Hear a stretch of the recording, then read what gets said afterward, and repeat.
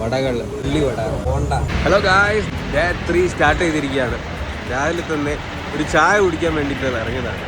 ഇന്നലെ നോക്കിയ സമയത്ത് ഈ കടകളൊന്നും കണ്ടിട്ടുണ്ടായിരുന്നില്ല. നമ്മളെ നാട്ടിലുള്ളതുപോലുള്ള എല്ലാ വിഭവങ്ങളൊക്കെ ഇവിടെ കാണുന്നുണ്ട്. വടകൾ, ഉള്ളിവട, ബോണ്ട. ആളുകളൊക്കെ ഫുഡ് കഴിച്ചുകൊണ്ടിരിക്കുകയാണ്. ഇവിടെയുള്ള വിഭവങ്ങളുടെയൊക്കെ വില വിവരങ്ങളൊക്കെ ഇവിടെ കൊടുത്തിട്ടുണ്ട്. നമുക്കെന്തായാലും ഫുഡ് കഴിക്കാൻ വേണ്ടിയിട്ട് ഇവിടെ ഇരിക്കാം. ഇതാണ് ഇവിടുത്തെ ചെറിയൊരു ഹോട്ടലാണ്. ഇവിടെ ഡെലിവറി സർവീനൊക്കെ തന്നെ ഏറ്റവും കൂടുതൽ ലേഡീസാണ് വർക്കേഴ്സായിട്ട് കാണുന്നത്. ഇവിടുത്തെ എല്ലാ കടകളിലും അങ്ങനെ തന്നെയാണ്.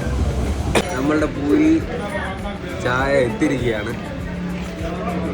അടിപൊളി പൂരിയാണ്, ഫ്രഷ്, നല്ല ചൂടോടെ പൂരി കഴിക്കുകയാണ്. നമ്മൾ മിസോറാം സ്റ്റേറ്റ് മ്യൂസിയം കാണാൻ പോവാണ്. എൻ്റെ മുൻപിൽ കാണുന്ന ഈ കുത്തനെയുള്ള സ്റ്റെപ്പുകൾ കയറി വേണം നമുക്ക് മുൻപോട്ട് പോവാൻ. ഗായ്സ്, നമ്മൾ സ്റ്റെപ്പുകളൊക്കെ കയറി മുകളിൽ എത്തിയിരിക്കുകയാണ്. നല്ല കിതപ്പുണ്ട് ഗായ്സ്.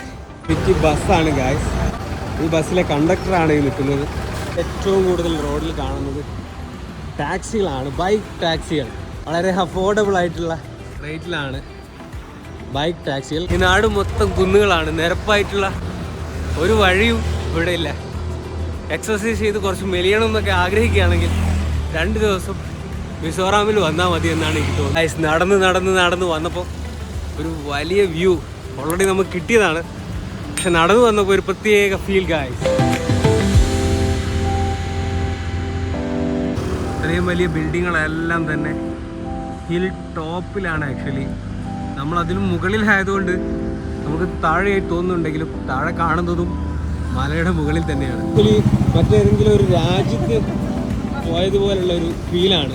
കാരണം ഇവിടെയുള്ള ആളുകളുടെ ഡ്രസ്സിങ് സ്റ്റൈൽ ഒക്കെ തന്നെ വളരെ ഡിഫറെൻ്റ് ആണ്.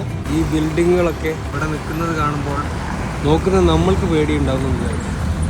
അങ്ങനെ നമ്മൾ നടന്ന് മിസോറാം സ്റ്റേറ്റ് മ്യൂസിയത്തിന് മുന്നിൽ എത്തിയിരിക്കുകയാണ്. ഗായ്സ്, നമ്മളെ മ്യൂസിയം ഇപ്പോൾ ഓപ്പൺ ആയിട്ടുണ്ട്. നമ്മളെ മ്യൂസിയം കാണാൻ വേണ്ടി അതിനുള്ളിലേക്ക് കടക്കാൻ പോവാണ്. ഗായ്സ്, ഞാനിവിടെ ടിക്കറ്റ് എടുത്തിരിക്കുകയാണ്. പക്ഷെ രസം എന്താണെന്ന് വെച്ച് കഴിഞ്ഞാൽ ഇവിടെ ടിക്കറ്റ് കൗണ്ടറിലിരിക്കുന്ന ആളുകൾ തമിഴന്മാരാണ്. നിങ്ങളുടെ പേരെന്നെ? അബിക.